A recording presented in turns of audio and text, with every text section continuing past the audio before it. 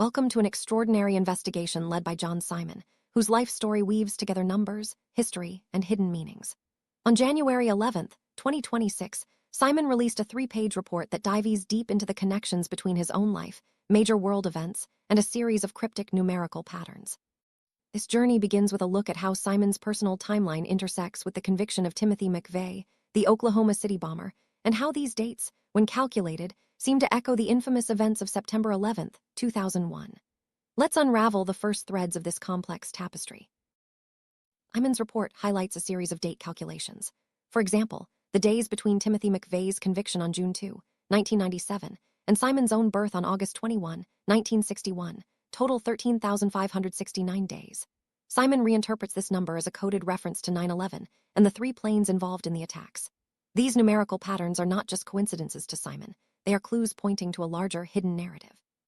As we move forward, we'll see how these numbers continue to appear in other significant events and personal milestones.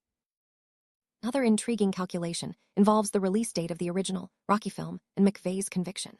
Simon adds up the days between these events, arriving at a total of 15,591, which he again interprets as a reference to 9/11/01. These reinterpretations of dates and numbers form the backbone of Simon's theory, suggesting that significant cultural moments and personal experiences are interwoven with the fabric of global tragedies. The connections may seem far-fetched, but for Simon, they are pieces of a puzzle that demand attention. Simon's investigation takes a turn into the realm of religious mythology and pop culture. In the original Exorcist film, the demon Pazuzu uses the alias Captain Howdy. Simon believes that this character is more than just fiction. It's a symbol with deep roots in Mesopotamian mythology and biblical references. He connects the term Paddan Aram from the Old Testament to Mesopotamia, suggesting that ancient words and stories are being used as coded messages in modern times. This blend of myth and reality is central to Simon's narrative. Delving deeper, Simon examines the use of Paddan Aram in the Book of Genesis. He meticulously counts the verses and passages where the term appears, performing combinatorial calculations that yield numbers he believes are symbolic, such as 10,455, which he reinterprets as 6,240, and 19,083, which he links to 9/11/01.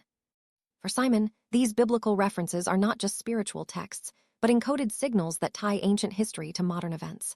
This approach blends numerology, theology, and personal experience into a unique investigative method. Simon identifies the number 6,240 as a recurring marker in his life. He draws a parallel between the 3 planes that struck buildings on 9/11 and the 11 biblical passages mentioning Paddan Aram. For Simon, the 6,240 marker is not just a number, it's a symbol of his own experiences and the tragedies that have shaped his life. He believes that these markers were intentionally placed, serving as reminders of the interconnectedness between his personal journey and world events. Simon alleges that religious mythology and popular movies have been used as tools and covers for criminal acts of violence against him.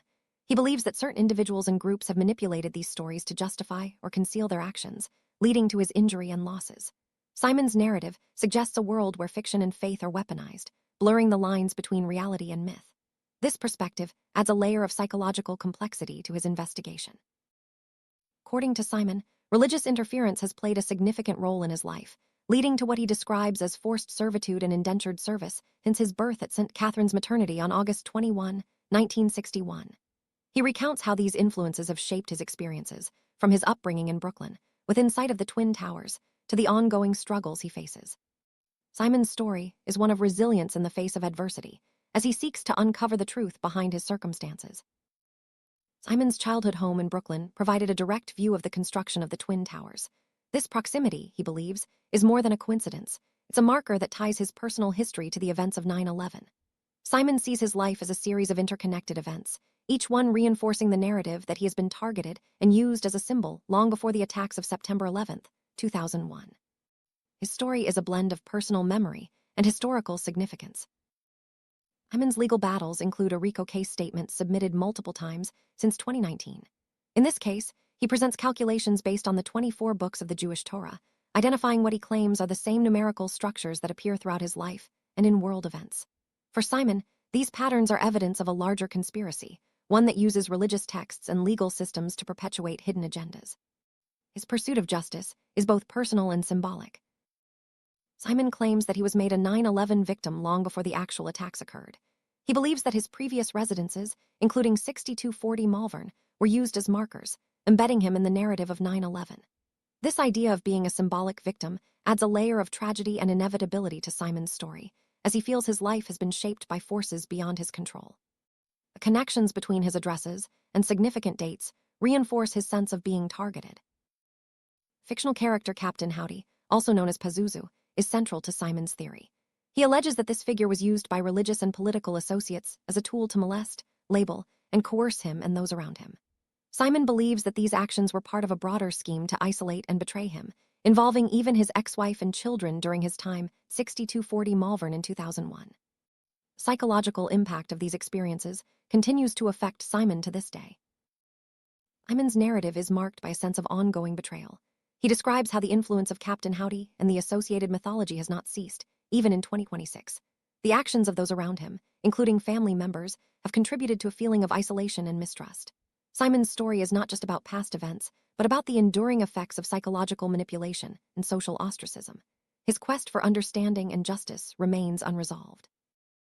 Masonry plays a significant role in Simon's life story. From his early days as an apprentice to becoming a licensed contractor, Simon's work in Masonry has been a constant presence. He recalls specific encounters and experiences within the Masonry community, particularly during the years 1995 to 2001, which he describes as the most prosperous and happy time of his life. Yet, even this period is tinged with suspicion, as Simon believes that Masonry was used to monitor and surround him. During his Masonry career, Simon worked with Steve Kramer of Kramer Masonry and Supplies.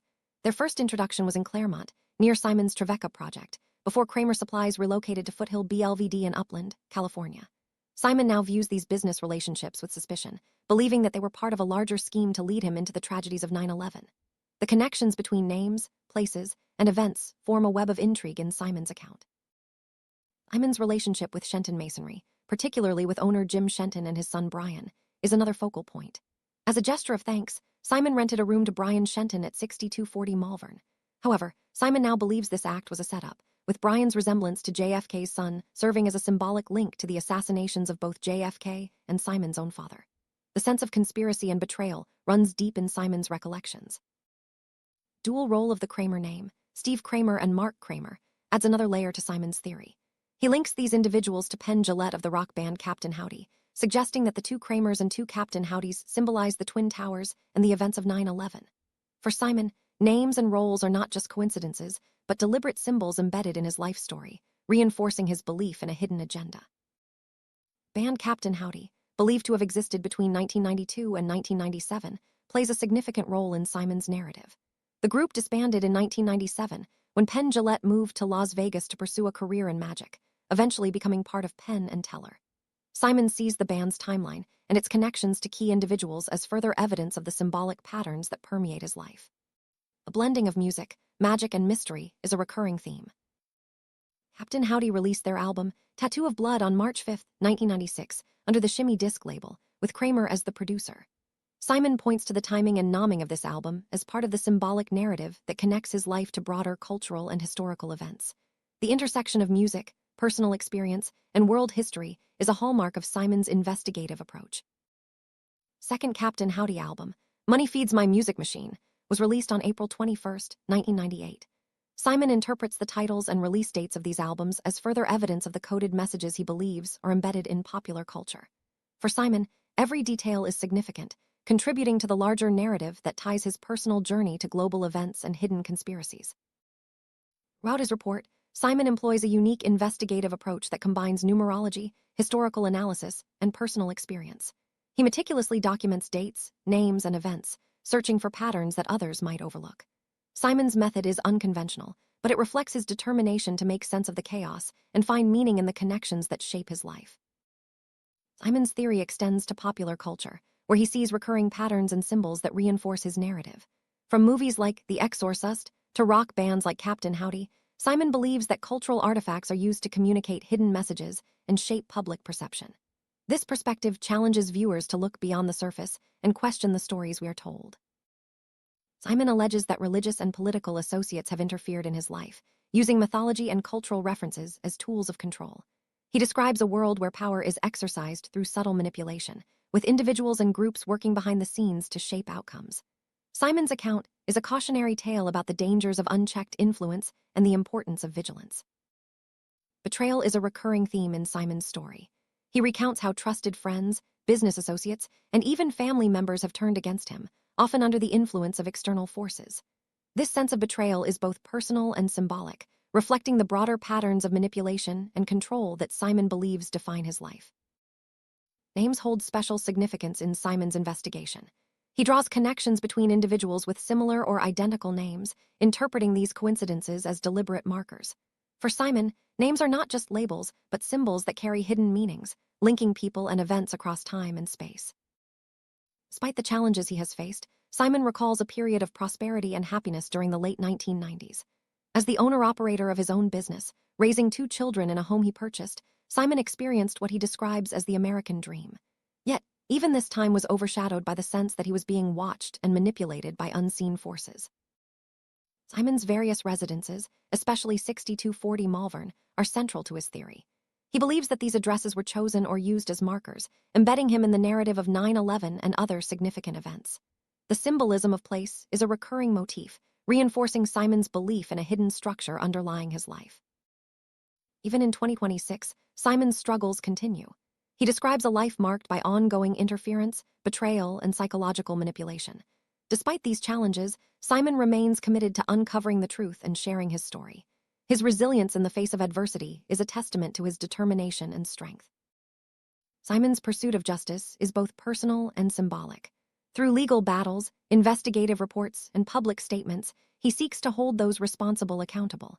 His story is a call to action for others who may feel powerless in the face of hidden agendas and systemic manipulation. In conclusion, John Simon's life is a tapestry woven from personal experiences, historical events, and hidden codes. Whether or not one accepts his interpretations, Simon's story challenges us to look deeper, question the narratives we are given, and seek out the patterns that shape our world.